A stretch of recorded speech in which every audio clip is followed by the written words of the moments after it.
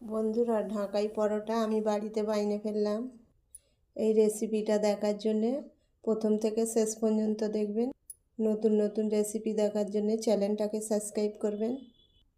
এই ঢাকাই পরোটা খাবার জন্য আপনাদের বড় বড় হোটেলে যেতে হয়, শিউন, নবান্ন কিংবা রোদ্দুর হোটেলে আপনাদের যেতে হয় এই ঢাকাই পরোটা খাওয়ার জন্যে। আপনারা বাড়ি বসেই বানাতে পারবেন যদি মন দিয়ে দেখেন। বন্ধুরা, চলে আসলাম আমার রান্নাঘরের রেসিপি নিয়ে। আজকের রেসিপি ঢাকাই পরোটা কিভাবে বানায় আপনাদের দেখাবো। লবণ দেবো, অল্প চিনি দেবো, সাদা তেল দেবো, অল্প ইনো দেবো, ময়দাটাকে জল দিয়ে মাখিয়ে নেব। 2 চামচ মতন কর্নফ্লাওয়ার নেবো। কর্নফ্লাওয়ারের মধ্যে সাদা তেল দিয়ে দেবো 2 চামচ। সাদা তেল আর কর্নফ্লাওয়ার ফাটিয়ে নেব। লেচিগুলোকে আমি ঠিক এইভাবে গোল করে নিয়েছি।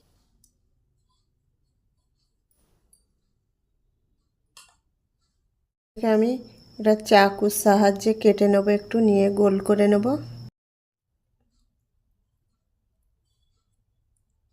এইভাবে গোল করে নিয়েছি। এটা কেটে দেবো।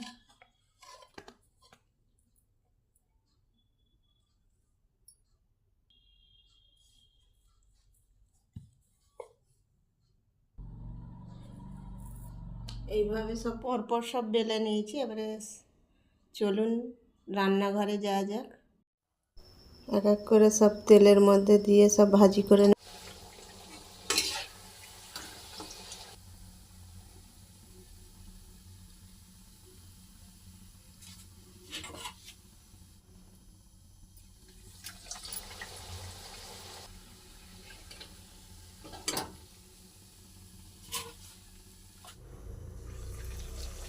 এই পরোটাটা এতটাই খাস্তা হয়, এতটাই মচমচে হয়, খেতেও তেমন স্বাদ।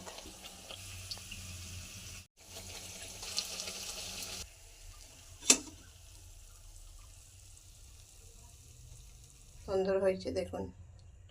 এইভাবে বানাবেন বাড়িতে। ঢাকাই পরোটা ভালো লাগলে একটা লাইক করবেন।